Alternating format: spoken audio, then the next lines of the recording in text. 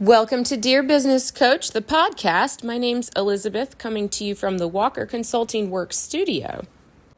Find one thing to move your business forward today. With conversations, spotlights, interviews, articles, and free resources. Listen, follow, and subscribe on social media. Dear Business Coach Podcast. We're on Facebook, LinkedIn, Instagram, YouTube. And don't forget Spotify, Apple, iHeartRadio, and anywhere you listen to podcasts. All it takes sometimes is one little thing to move your business forward today.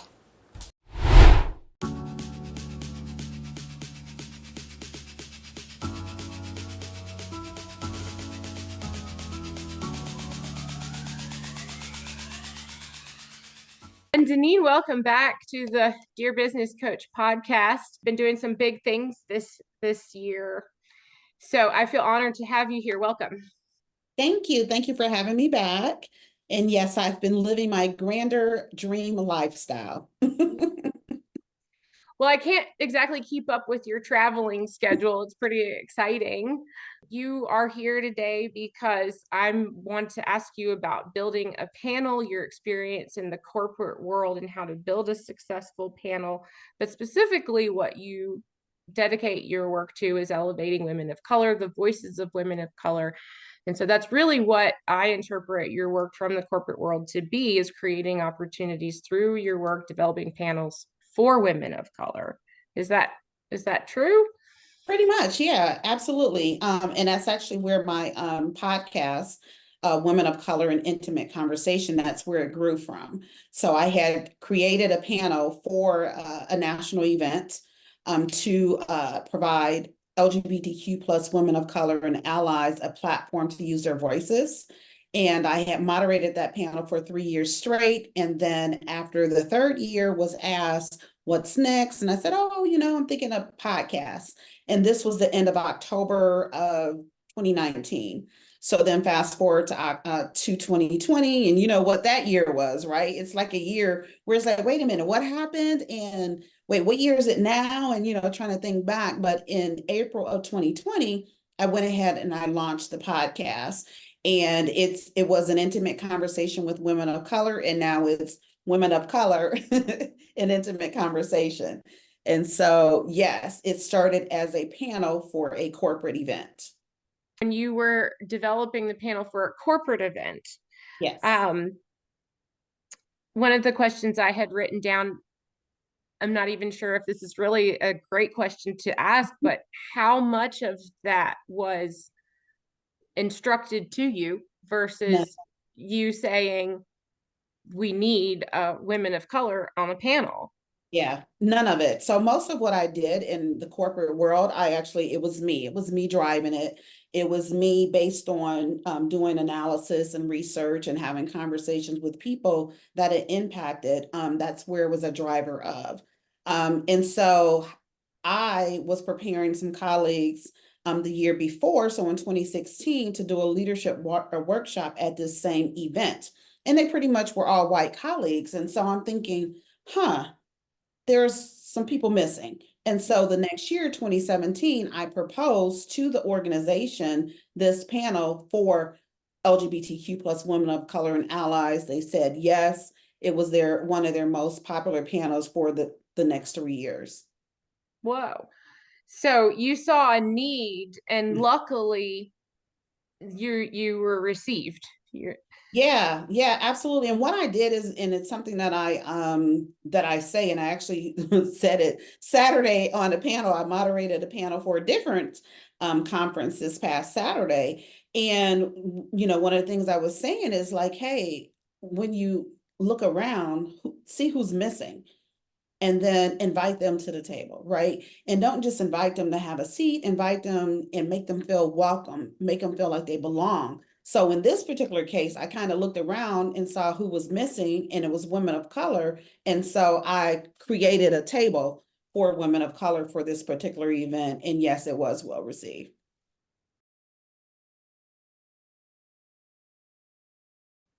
Do you think that one of the challenges is leadership who maybe doesn't have women of color represented. Yeah. So I think people, they tend to just think about people who are like them. And whether that's, I mean, that's leadership in at the conference. It's recruiters in corporate, right? It's people at so many different in all aspects. They don't necessarily think about anyone outside of their, we'll call it a comfort zone. Their neighborhood, if you will. They're not really thinking about who's not at that table. And so that's why it has to be a conscious effort to say, wait a minute, let me look around and let me see who's missing, right? And it's like, if everybody looks like you, okay, then maybe, we need to question some things and we need to invite some people and we need to understand what is the situation. Because sometimes it's maybe they did invite, but then they didn't make the people feel welcomed, right? They didn't make them feel like they belong. So they're like, oh, I'm not going back there. I'm not going back to that particular table. So it's multiple things. And that's why I say, when you invite people to the table, don't just invite them there, engage them, make them feel like they're welcome, ask them to participate in the conversation.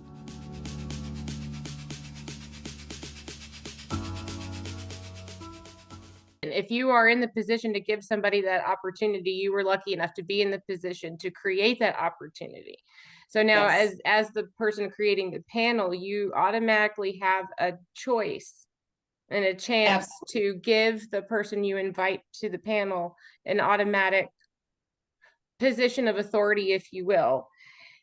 Yes. So I see that. But the next question that I had in this section was, in creating opportunities for a speaker, all you have to do is put a microphone in front of them, right? Is it that easy? No, it's definitely not that easy, right? And I mean, even, as podcasters, right? We know that. Like for me, I'm more comfortable when I am interviewing people. I'm more comfortable moderating a panel. I'm less comfortable doing a solo episode and less comfortable being a keynote, right? I do them all. However, it's still just a comfort level. Again, it's easier, and I'm good with having a conversation. I'm not leading leading a conversation or having it, great, right? But for me to just sit up by myself, it's like, well, I don't know what I'm going to talk about. Like I don't know, right? And so yes, it is not just easy as just putting someone in front of a mic, right? You have to first get comfortable with being in front of people, or however it is, being in front of people, being, on the mic, whether you're doing a solo podcast episode, or again, you're speaking in front of people, even if you're part of a panel, it's still, you may feel like, oh my God, all these people are looking at me, right? And so no, it's not just sitting in front of the mic and then speaking. So In your podcast, when you do have a panel format, your guests seem to have a lot of fun with you. There's something that happens before the podcast, probably that has a lot to do with your networking and relationships you have with them outside of just inviting them to talk.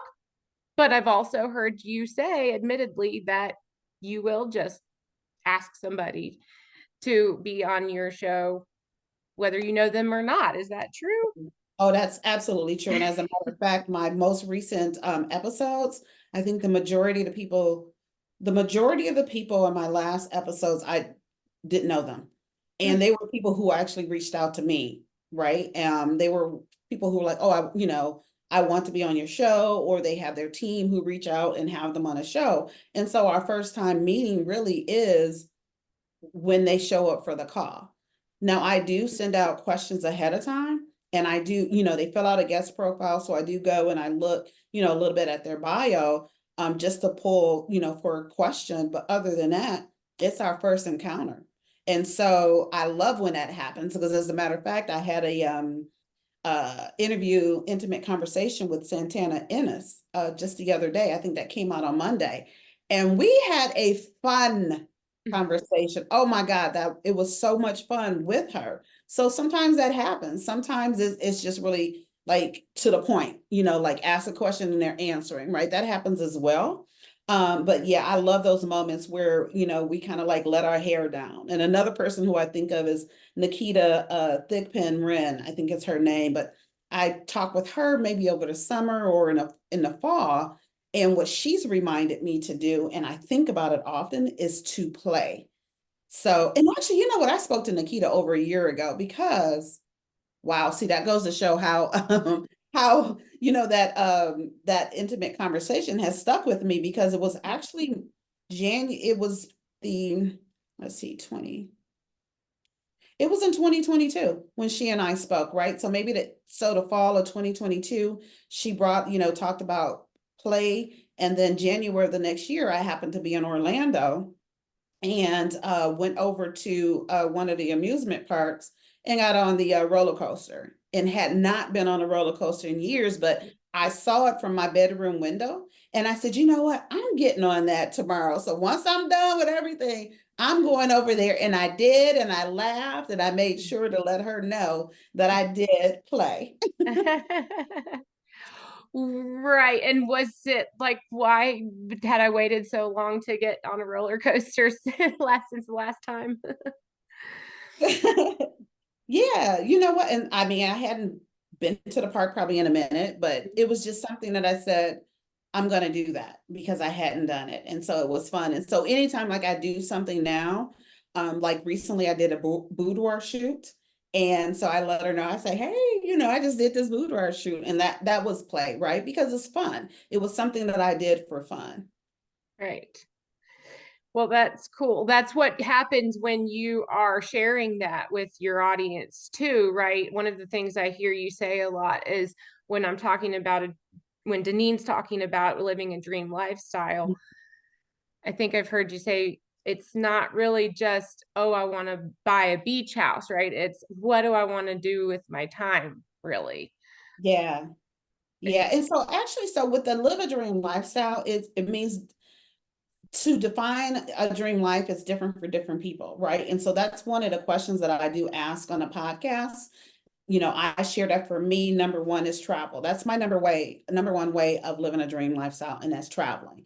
And then, so I ask them, how do you define a dream life? And then how are you living a dream life? And so the example that you're giving is I just recently released my four series or four episode of how to live a dream lifestyle.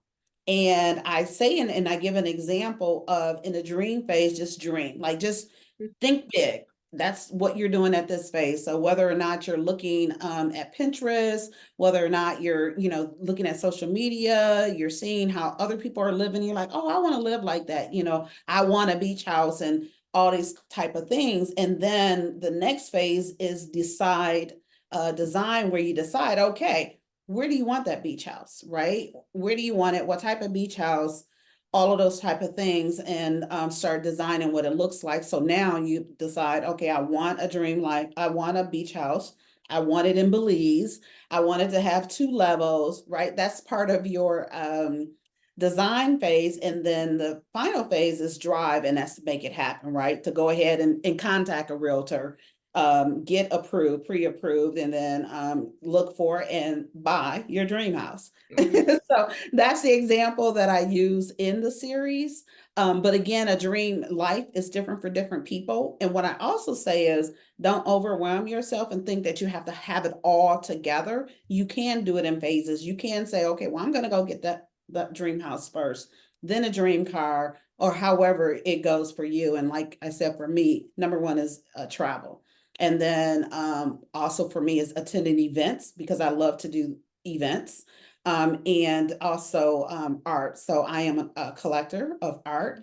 And so I will go, I'll travel to New York or wherever and go to a gallery, to the museum, those type of things. So that's me. And that's the evolution of my dream life. So it went from, and so I will, like I said, travel. Okay, that's number one. I'm going to travel to, let's say, an event. In that event may be centered around art. So those are like the 3 things that drive me and are part of my dream life.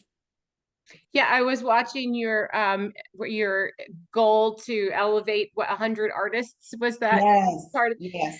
And I read some of your writing about the artists you were following and showcasing, and I thought, I have no art history experience. I have no idea how to support or comment Yeah. because I feel like I need some kind of formal art education to be able to share in celebrating what you're doing there. But hey, I just send a heart if that's all right. It is absolutely all right. And you know what? And I love that you're saying what you're saying, because like me, I have no education in it either. It's just that going back to 2020, I was traveling to Houston. I said, I want to start collecting Black art. Went to a restaurant there, and this is kind of a ironic or um coincidental story. So I went to a restaurant called The Breakfast Club, and they had all this beautiful art on the wall. Gave me the information for the artist. I met her the next day, bought my first piece, right? So I became a collector, and over the period of time, I bought a total of 5 pieces from her, right? And then, back home, start going places, picking up some more art from other artists. And then fast forward to October of last year, went to this woman's house, and she's one of the people that I featured, Linda Whitaker and Linda and David. And she mentioned the Breakfast Club. Now, the Breakfast Club in Detroit happens to be an actual, it's a club in the sense that we meet weekly and we meet to showcase artists. So you have artists who come and they showcase their art. They get to show 2 pieces each. And we have the opportunity to purchase that art, right? And the purpose of it is to educate them, right? To educate them on the business, because some of them are self-taught. Many of them, and most of them did go and they're formally educated. However, when they're educated, which is not unlike regular college, they're taught the techniques, but they're not taught the business. So they know how to draw or paint and all those things, but then it's like, okay, how do I make money from this? And so that's kind of the gap that the Breakfast Club uh, fills. And so I say it's irony because I became aware of the artists who I first collected from at the Breakfast Club restaurant. Right. And now I'm a part of the Breakfast Club, a like club, and I'm learning, right? I'm learning and I'm like buying books, I'm reading, so YouTube, there's a woman that I follow and she happens to be out of Houston as well. And I'm learning, right? Because I want to be intentional with the art. I don't want to just buy like, oh, I love that it's pretty. Because for me, it's also about creating generational wealth. So my son is going to inherit all of my art, and I want him to inherit stuff that is going to appreciate. So I'm now more intentional because I choose to be, right? Because I've surrounded myself with people who are knowledgeable. And so now I'm at the stage where I'm learning. Wow.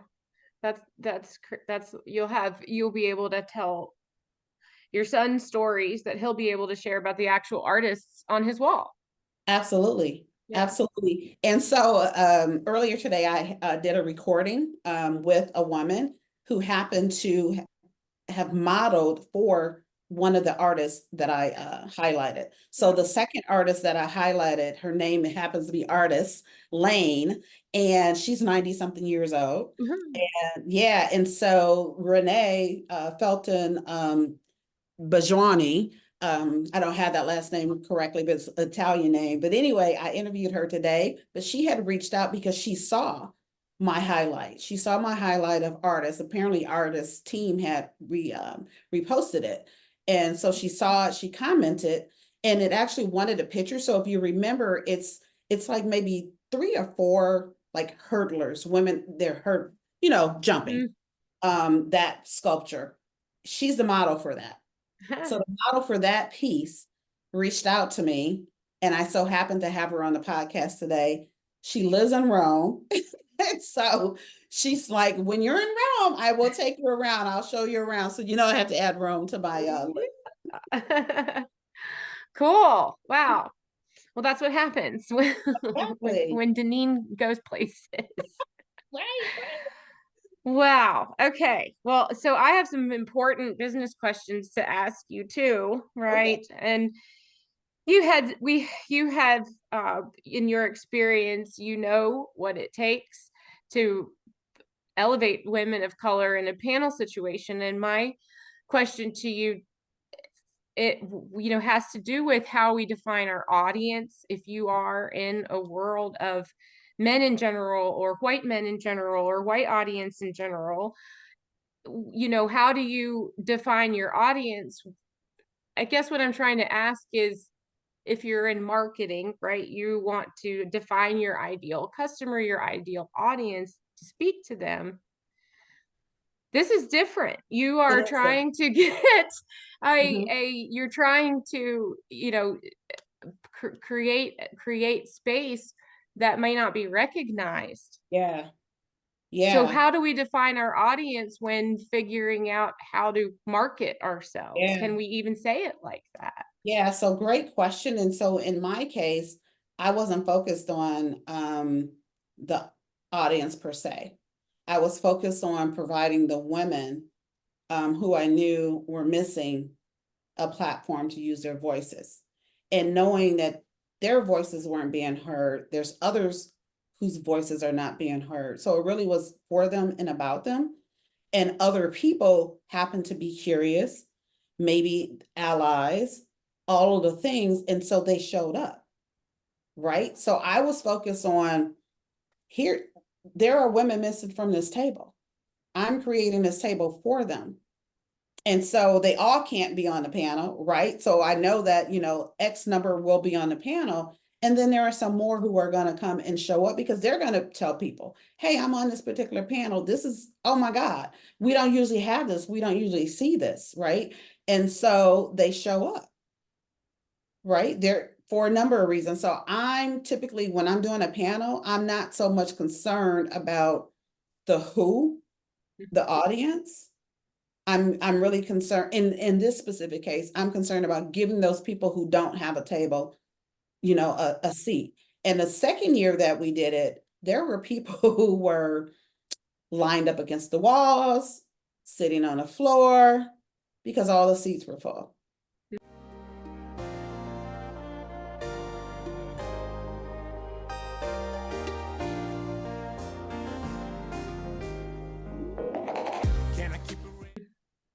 Right? And these were not all LGBTQ plus women of color and allies. Or yes, allies, but these weren't all women of color, LGBTQ plus women of color. These were other people, right? These LGBTQ plus men, because the event itself was an event for LGBTQ plus people. And so, yeah. And and even though the audience was this, it's not the message and the experiences are things that other people experience, right? So yes, it's just that this particular demographic is often forgotten about. Well, it goes to show you, when you are paying attention to the important message, sometimes you just have to stand up and take the stage, and that's it. And then you'll find your audience. Yes. Feel like I need some coaching. When I listen to you speak, when I listen to women of color speak, when I'm following content online, there's a lot of a cheerleader feeling in me, where I feel like, yeah, women go women, and I just get excited.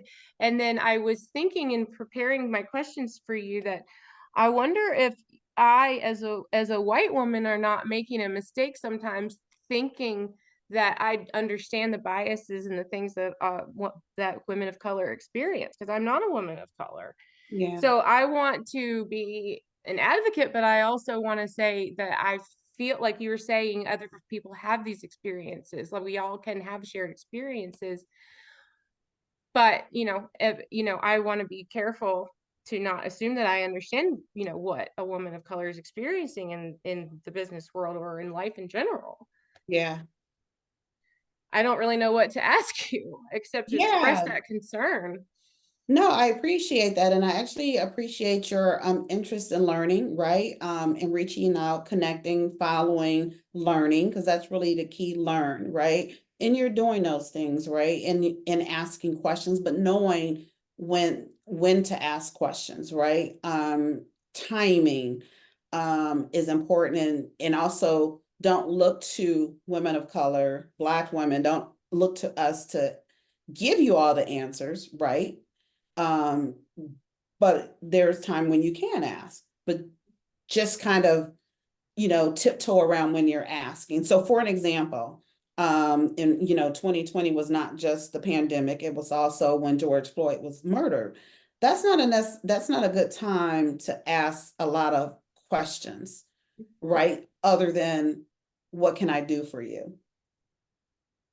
Really, that's probably the number one question, but not getting into a lot of whole other things that look it up. You know what I'm saying? Educate yourself. So that's what I mean as far as timing. But like, right now, it's Black History Month. So there's things that's out there. And again, anytime of the right. So there's content that's out there specific to and around Black history. And then also there's just so much like go online and check information. And of course, ask questions, right? But try to educate yourself as much as possible. Well, so when I am looking to look around the table and see who's missing, that was Yeah. one of my questions. Now, obviously, you can say, Elizabeth, you have a podcast and you can invite people who don't look like you onto your podcast, and that's great. But what can we do actually when we're in the world physically around other people? Am I blending two questions together? Maybe, but you know, uh, how can I position myself to create opportunities for women of color was the first question. So maybe I'll stop with that for a second. Yeah, so like as far as so then you have to look at, well, what is the position that you hold, right? So you mentioned the workplace. So what is your role in the workplace? Are you in a position, and it's not even so much are you in a position, but create it. You know what I'm saying? Like I was one who created a lot. I'm constantly creating this, creating that. It just always happened that way for me. So create an opportunity to bring people together, right? Like, hey, let's have a coffee talk. You know what I'm saying? Let's do a weekly coffee or this or that where we come together and we have conversations. That's something you can do, right? Basically what you're doing on a podcast, extend that and do it in the workplace. And if you do have a position, let's say you're in a hiring, you know, look, your candidates, do they all look like you? Okay, well then you have to push back and say, I need to see some more I need to see diverse candidates. And I'm sure they're out there. I know they're out there because the event that I was at was actually a Black engineers event. 12,000 Black people were there, pretty much, who are engineers. Okay, so there's at least 12,000 engineers that folks have access to, right? So the people are there. So if you're not seeing them come across your desk, you got to ask questions and push back because we're out here. In a social setting, when I'm around somebody who, says something insensitive about a woman or a person or a woman of color, you know, do I have a place to correct other people? Mm. How can I support and demonstrate, women and people of color in social Yeah. settings? You know what? Possibly just say to that person, hey, tell me more about that. Mm. Right. And so now you're stopping them, and now they have to actually think about it. Like, well, why are you saying that? Or what makes you think that? Or based on what? Right. So now they have to explain themselves. Right. And they may not have, and most likely they're probably not going to have, a legitimate response. They may not even have a response. They're stunned at this point, right? Because oops, they didn't expect for anybody to say anything other than, yeah, you're right, I agree with you, and blah, blah, blah, and go down that rabbit hole. So yeah, be curious. Mm-hmm. Is what I would recommend, is be curious. Oh, why do you say that? Oh, what makes you think that? Or hey, oh, I think that that person is demonstrating great leadership skills. They're doing this, that, and the other, which are signs of a great leader. Like, Right. like the example that you're talking about, it was a little girl, and Mhm. it was a little girl who, typically you would call bossy, and like, oh wow, she's really bossy. No, she's a leader. Mhm. She's able to articulate herself, right? And so those are some things that you can do in any setting. And then another thing that I love that you picked up that you use, right? Signal boosts. Mhm. Definitely signal boosting. So you're having a conversation, whether it's in a workplace, it's in a social setting, and let's just say a woman of color, Black woman, was trying to speak, and someone kind of like overtalked her or kind of dismissed her. Oh, well, I think Deneen was trying to say something. What were you saying, Deneen? Right? And so that's a way of including as well, right? So when I was talking earlier about, you invited them to the table, but okay, include them, make them feel like they belong, that they have a place, and not just sitting there so they can be, oh, well, I guess I'm happy they let me in the door. No, that's not enough. Right. Right. What's the point? I want to hear from you. Teach me something. We're speaking, am I saying this correctly, at Bay STEM DTX conference? Yes, yes, I moderated a panel. Right. So you had said that they were examining methods for developing employees. And the verbiage here is that coaching involves motivating team members and providing guidance to help them achieve their individual goals. And I wrote to you in respect to your coaching to live a dream lifestyle. Can you apply that to team leaders? Oh yeah, I mean, absolutely. So when you just look at, you absolutely can. So the whole purpose of me coaching to live a dream lifestyle is really an individual, for you to think about what brings you joy and to work towards that.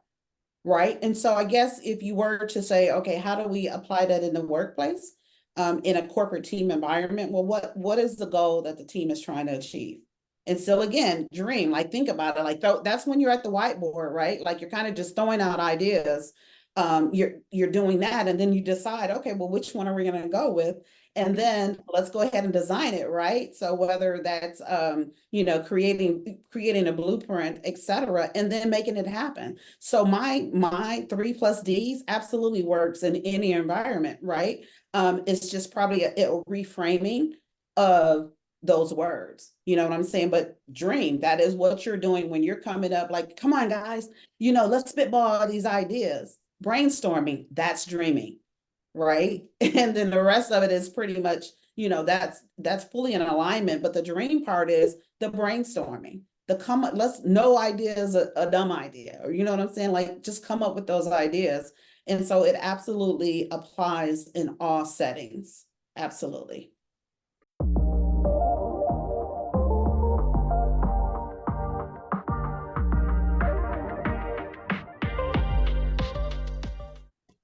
So there are certain leaders who are really great at learning how individual motivation works. Can Deneen coach me how to coach my team?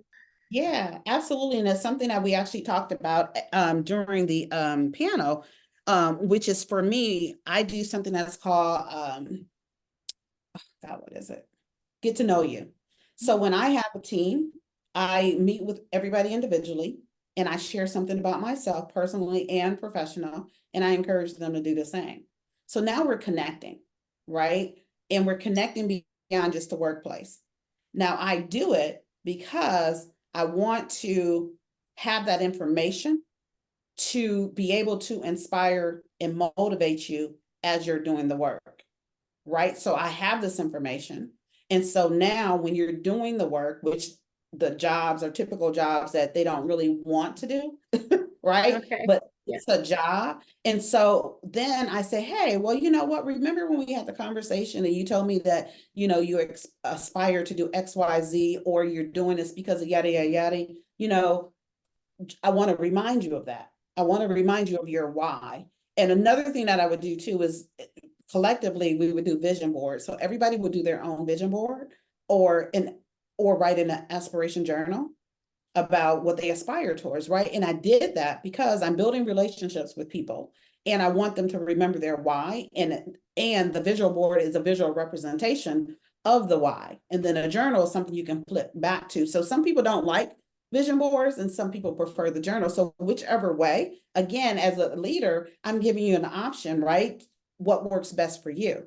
The point of this whole exercise is for you to think about what drives you, right? So you're dreaming, right? You're deciding, you're designing your vision board, your journal, and then you're driving towards making it happen, which the job is a vehicle, a mechanism, a way to get to what it is you're driving towards. Mhm. So it could be because I want to save up for that beach house. It could be because I have kids to feed, all the different things, your why. But your why is individual, right? But I want to remind you of that.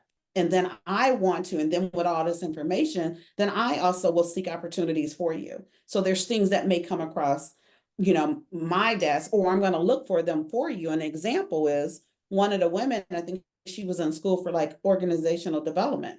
Well, I put her in charge of like doing team building, right? But I wouldn't have known that had we not had that conversation, right? The getting to know you conversation followed up with the vision boards. And that's what I would do for people. It's like I would get to know them, the relationship, find out what makes them tick, find out the things that they want to do, and look for those opportunities for them.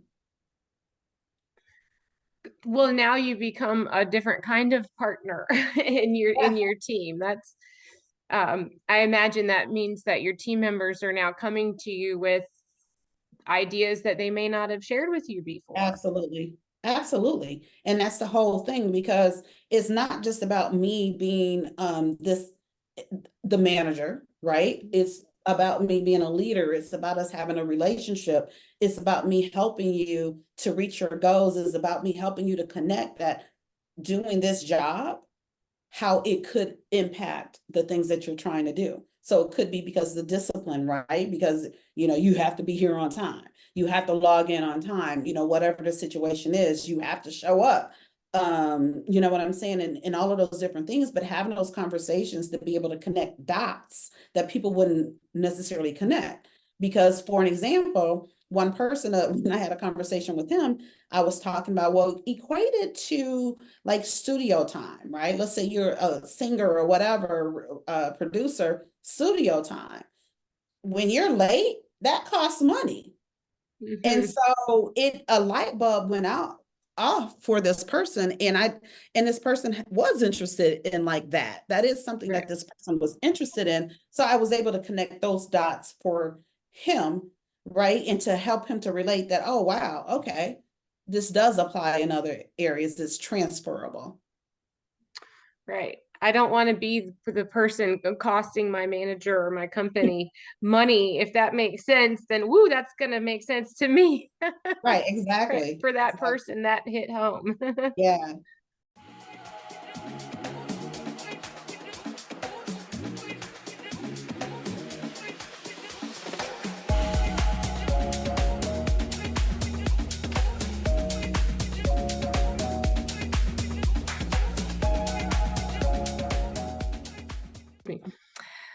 The event was called On the Edge, Black Women in the Glass Cliff. And you all were discussing things that women of color experience, and a glass cliff being one. I would like for you to define that if you can. Would you like to talk about what was expressed in that event?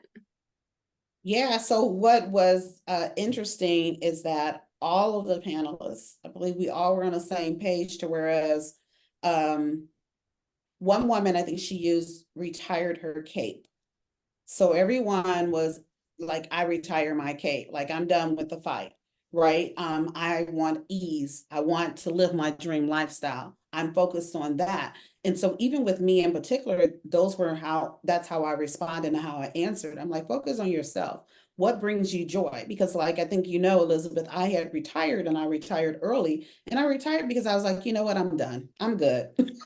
No, when can I leave? Oh, okay, in 18 months, great, I'm out of here, right? And still did the work, still excelled. However, I made a decision that I choose me, right? Because in a corporate environment, often nobody is really choosing you. You have to choose yourself. You have to keep yourself first. And again, that's why I promote what brings you joy.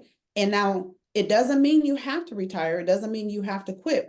What it does mean is find out what brings you joy, what makes you happy, what, sparks, or that feeling inside, what drives you, and do more of that, right? Say yes to everything that gets you to that, and say no to things that get in the way of that, right? But you have to get clear with yourself as to what that is. And so the women on the panel, they pretty much were all there. Like, they're like, you know what? No, I'm going to do this thing.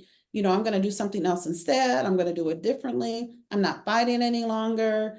We're over all of it because people started to see they have value, right? And they had to start to value themselves because they recognized that others weren't necessarily valuing them, right? Everybody is not doing what I do, which is let's get to know you. Let me understand what makes you tick and let me look for opportunities for you. You don't find that. That wasn't like what all the managers were doing. It was what I was doing. You know what I'm saying? And so you have less of those people, you have less leaders, and you have more managers, and people are managing things and tasks as opposed to leading and developing and collaborating and building relationships, right? And so again, going back to that panel, that was a conversation. And then as far as like the clip or even the cement, because I had interviewed a woman, had an intimate conversation with, I believe it was Brietta Calloway, shortly before, and she introduced me to the ceiling, the glass, not glass only, but the cement ceiling. And I'm I like, oh, I listened had, to that. yeah. And I was like, oh, wow, that's deep. And you're right, because no, we can't see. You can't see beyond it. So the glass ceiling is at least you can see, right? But with the cement ceiling, which is definitely an experience that I know I've had and other women that I've talked to have had, because you can't see beyond. Like, you're having to ask all these questions and the answers are ambiguous, or, you're not getting a path to excelling, a path to getting to that next level, or it's a loop, right? Which is something that I ended up experiencing. It's like, oh, well, you have to move around. And then even if you move around in that circle, there's no guarantee that you're going to go to the next level. And so that's even something that I had to contend with, because I actually was in my dream role the last few years of my career. I was in my dream role and I wanted to be promoted. Well, in order to be promoted, I needed to move around because the head of HR at the time wanted people to have experience like managing a staff, and not manage a staff as in like a manager with a team, but having a client, like a large client. And there was a couple roles that gave you that opportunity. And so I had to think, like, do I really want possibly a promotion? Do I really want to make these moves, these changes, to leave what I absolutely love doing to go and do something else that is just okay, because potentially I might get promoted. And so that's a decision that I had to make. And I'm like, you know what? Absolutely not. Because it took 5, 6 years for me to get into my dream role. So I had to be clear with myself again, knowing what it is that I wanted, and say, you know what? No, you wanted this. You have this. Why would you leave this for a potential promotion? Like, that title and in the few dollars, is not more important than this joy that the current role is giving you. So, Well, and it sounds like it takes practice to weed through the what should I do, what do I want versus what should I want. absolutely. Yeah, for sure. And it's part of something that I coach, and that's what I was doing before I left. So I was even saying to my peers, I'm like, hey, get clear about what it is that you want. And then make sure everything you say yes to gets you there. Right. And and we were kind of talking about, so if you want to be, the top, the extraordinary person, like getting the top rating when they did the reviews. Okay, well, then you're going to have to ask the person doing the reviewing what they want and do the things that they want, right? Now, those things may not be in alignment with what you really want for yourself. So you have to make a decision. What's most important? Chasing after possibly becoming number one, or really working on and doing the things that will get you what it is that you love. And it's something you have to decide and be okay with. And like for me, I decided I want to do all these other things over here for me. If I get number one out of it, if I get additional money out of it, it's just a bonus. If I don't get it, I'm okay with it. I had to be okay with it. But again, it's about getting clear with what it is that I wanted. And that's what I coach my colleagues, the same thing. Get clear about what you want and move that way.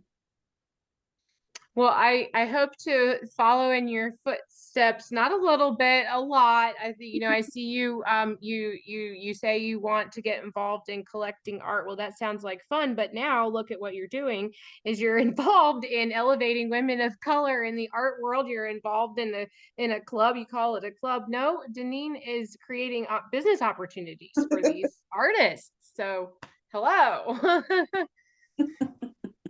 Well, I thank you so much. I'm not even sure what time it is. So I hope that we had fun here today. I did.